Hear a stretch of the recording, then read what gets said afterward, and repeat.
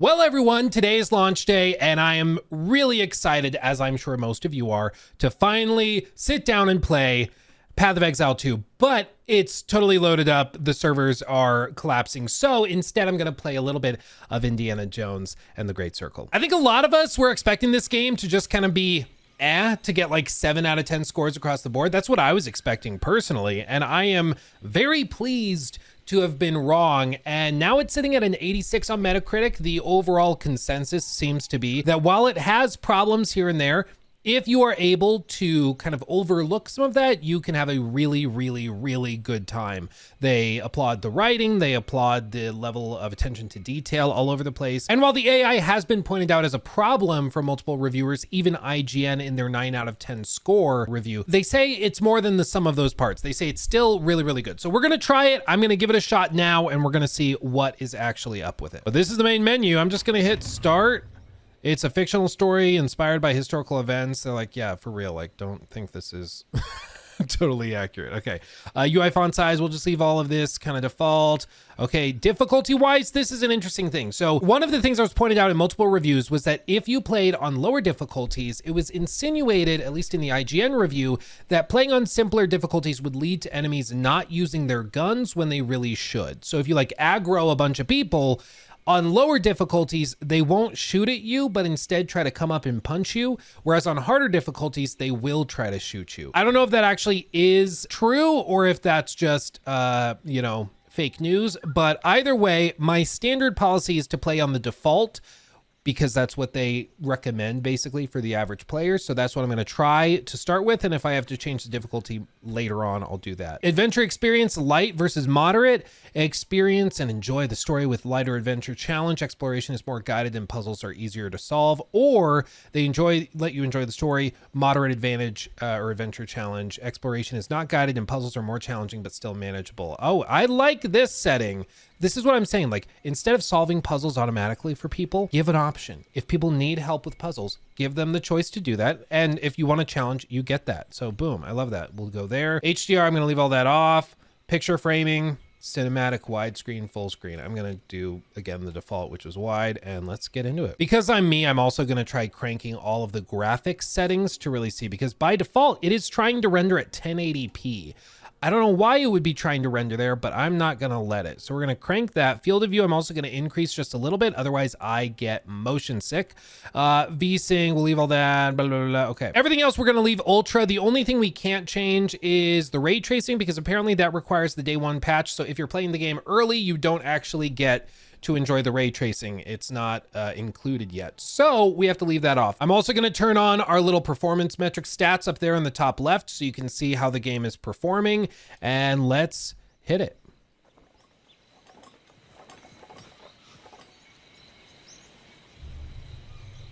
There's that first person mode. We're walking the path of death. What of the curse? Oh, there's no way I can do this with a controller. We're going first person. We're going mouse and keyboard. We have to. I mean, so far it is pretty. There is a lot of detail in the grass. Okay. Now I'm told this is like a reenactment from a very famous sequence in the films, and I'll just let you figure out what that is in case you don't know. I'll leave it a surprise. South America, 1936. Here we are. Now, one of the common threads in the reviews so far has been that they do a really good job of capturing the campy vibe of Indiana Jones. And this is one thing where I do think there will be a discrepancy between like people familiar with the films and those who have never watched them or never seen them.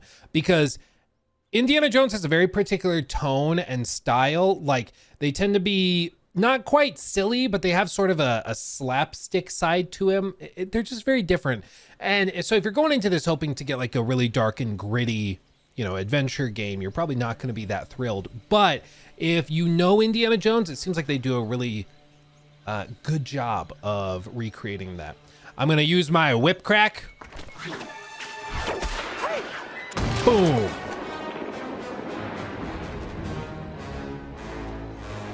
That's Han Solo. You don't do that to him.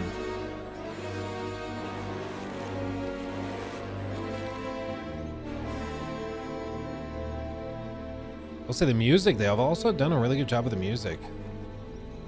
It's on point for that. We keep heading in.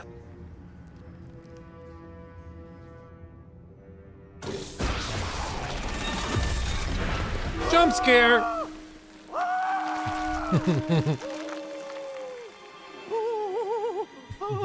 Forrestal. Found him. You said he was very good. Not good enough. What happens if I... Oh. I'm gonna walk through it. I want to know what happens if I walk through it. I have to.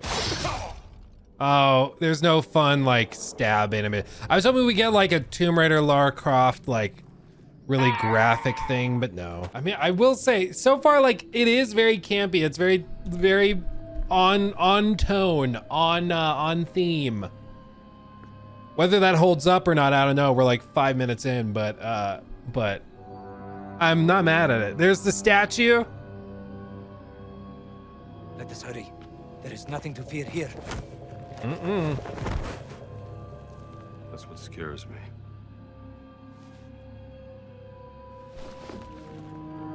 Good job, Indy.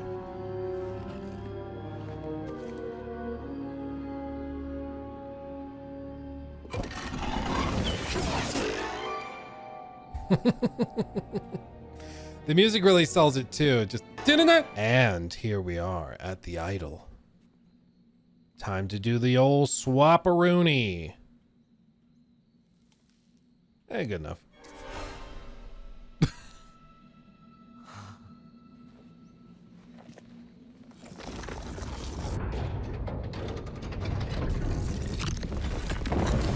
Uh-oh. It's iconic. Give me the whip. Throw me the idol. I don't... What? No time to argue. Throw me the idol. I throw you the whip. I don't think I'm supposed to be here. I thought I was just supposed to jump across. I realized in the movies like they do this and they wait there, but I'm now stuck. Okay, well, off to a good start. Okay, try this again. We run up here. We're gonna throw the idol. Give me the whip. Throw me the idol. Give it to Give me me. the whip. Adios, senor. Now I'm allowed to make it across. There we go.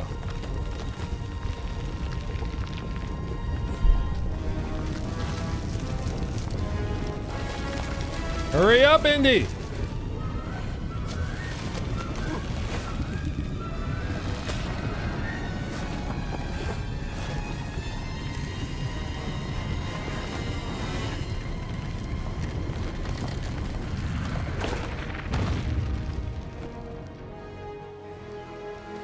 Dun dun dun dun. Uh-oh. Got a little cocky. Adios, Lila.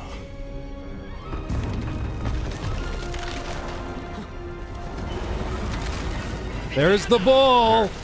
It's all in America. Man, I knew 10 years. I learned to hate you in the last 10 years. Well, where the hell were you? Damn it, don't you leave me down here by myself! It's a dream. I was like, I was running. It's a dream. Okay. And honestly, the game is running well. You'd hope it is on this hardware, but it seems to be pretty solidly put together. I mean, I will say the level of attention to detail so far is pretty solid. It's quite impressive. Chess Club, the Marshall College needs your talent. Oh, wow. Oh, yeah, Mr. Roosevelt. Classic. The levels are really, really carefully put together. I'm liking the setup. Ooh. Oh, that's cool. You can see him in there like praying or something. Oh. What are we doing? What's your deal?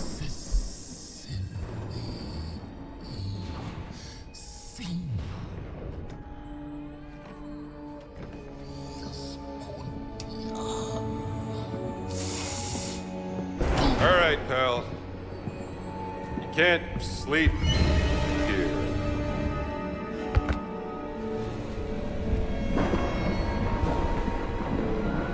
Who the hell are you?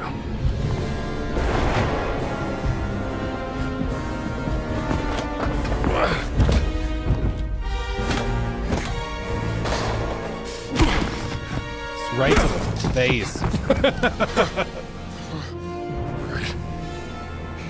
You asked for it. Tutorial.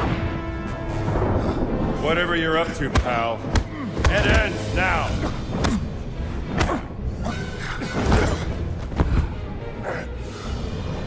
So one of the sneaking suspicions I think a lot of us had, was whether this is a game that looks really clunky and is really clunky to play, or if it just looks really clunky. And so far, in terms of movement and stuff, I think it just, frankly, like, looks extra clunky. It controls a little wonky, but like, I think it looks worse in footage than it actually is in practice. Indiana Jones and the Great Circle. That was a funny time to do the title card. And I'll be real, guys, like, this looks way better than the preview footage, or even the footage in like a lot of the reviews we saw. Like the detail on the glass, the light and God rays shining through the glass. You see how they kind of stick on the sort of fog and I don't know what you'd call it, just scum maybe. I don't know, dust, I don't know. The markings and smudges on the glass actually affect the light rays coming through it. It's done really, really well. There's like a ton of detail, and I don't remember it looking this good in any of the previews, in any of the trailers or anything. I don't know if these are like late stage improvements they made, but they did a really good job Thieves don't usually make appointments. with all this. Like, it might just be one of those games that just didn't really look that good until they put the final touches on it. And I mean, they did a great job. Now, granted, full transparency here, I am an ancient Egypt like fanatic. I love it. I have literally a pyramid behind me. One of my dreams is go to Egypt and explore everything. I love it. Okay. So whenever there's anything Egypt, even slightly related, I get really giddy and into it. So I'm geeking out just a little bit. But that being said, and having disclosed that bias, I do want to just say, I mean, they did a really good job on a lot of the finer details in here. It's kind of refreshing. Like the texture work is all really well done. I'm excited to see it. Can I break the glass? No. Okay. I was like, how would they account for that? There is like a weird fall off in detail that's very, very sharp as you look off into the distance. So you can see right there in front of me as I approach it, the shadows change pretty drastically. That doesn't look very good. And that falls off real quick. I do have all my drivers and stuff updated, but other than that, like, it looks really, really good. But you know what? I don't want to be unfair or anything to this. I'm not just going to play the first little tidbit. I'm going to keep going through this, and I don't want to like spoil a bunch of story stuff for you in case you want to try this yourself on Game Pass. So I'll be back in just for you an instant, but I'm going to play a good chunk more of this, and then I'll be back to report my findings. Okay. See you in a second. All right, so I've been playing for the rest of this evening, and it's currently 12:06 in the morning, and I have a flight I have to leave for at like 4:30. So I'm gonna kind of speed run through my thoughts here as effectively as I can. But I've been playing for the rest of this evening, experimenting with a bunch of stuff, and I have some like firm thoughts where I just fully disagree with some of the reviews I've seen so far in their evaluation of some elements of this. Because straight up, there's some things that were pointed out that reviewers indicated was not that big of a deal that to me is like actively driving me crazy. For one, the AI for some of these enemies is way worse than it was for even Star Wars Outlaws, which was primarily held back as a video game by the terrible AI. You will have guards standing no more than 10 feet apart, and you will hit one of them over the head with like an actual violin, and it won't alert the other one. Or if they're holding a gun or a weapon, you can use your whip to get it out of their hands, and they'll just leave it there. They won't try to pick it back up. They'll just kind of walk around like this in front of you trying to slap you. It's very, very dumbed down. And I've experimented with cranking difficulty options up and really trying to push it and see whether or not that actually helps. And so far, it makes them deal more damage, it makes them hurt more, but it doesn't actually do much to change their behaviors or how they actually move around levels or look for you. Now, in addition to the AI, the other thing I have to just point out is that the game is like really stupid easy because of that AI, meaning you do need to like crank the difficulty and you do need to do some of that stuff. But overall, like if you want to just sprint through levels and not really think about anything, you can do that. There is a way to play this game where you just turn your brain off and you just go through the motions, and it works because the AI and the objectives are so like bare bones and stupid. You can do that, at least in the first like few hours so far. Maybe that changes as you get further and further and further. I did a lot of exploring in Vatican City. Maybe that, you know, was unreasonable of me, but so far I'm surprised at how mindless some of the game can be if you play it that way. At least it allows you to play it very mindlessly. I will say the puzzles I've thought were fine. I do love the attention to detail in environments. I do love the attention to detail in the writing. I think the writing so far is really good and very Indiana Jones, very true to form. And so I like that stuff. But when it comes to the gameplay with regards to stealth or combat, certainly, or anything like that, the game is so far extremely lackluster and very, very frustratingly dull. However, as we saw with a lot of these reviews, there is an element of this which is kind of interesting, where for some players, for some of these people who reviewed it, that was not enough to disrupt their enjoyment of the game. And I think it's similar to the movies themselves, where for some people, the campy vibe, the sillier tone, the fact that like it's not that serious, like there's plenty of times when Indiana Jones probably should have been killed when he was doing what he was doing, but he didn't die because he's Indiana Jones and it's a blockbuster movie, and you just, you know, you don't take it that seriously. It's like a campy adventure movie.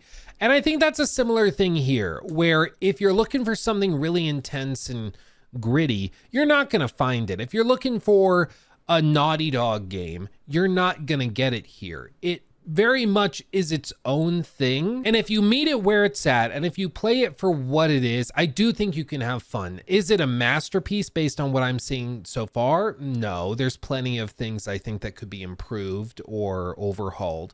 But for what it is, which is like a campy Indiana Jones adventure game, it's solid. It's very like 2008 in its presentation and like vibe, where it's not trying to be the most incredible cinematic, whatever serious writing thing ever. It's just trying to be a good Indiana Jones game. And that might mean that it's not the most serious, the most grounded, the most realistic in terms of stealth. It's not any of those things because it's something different. And I can appreciate that. I can understand what it is, but I think it reaffirms what my suspicion was at the beginning of starting this, which was that this is not going to be a game for everybody. Some people are going to absolutely love it and adore the campy vibes and adore the Indiana Jones story.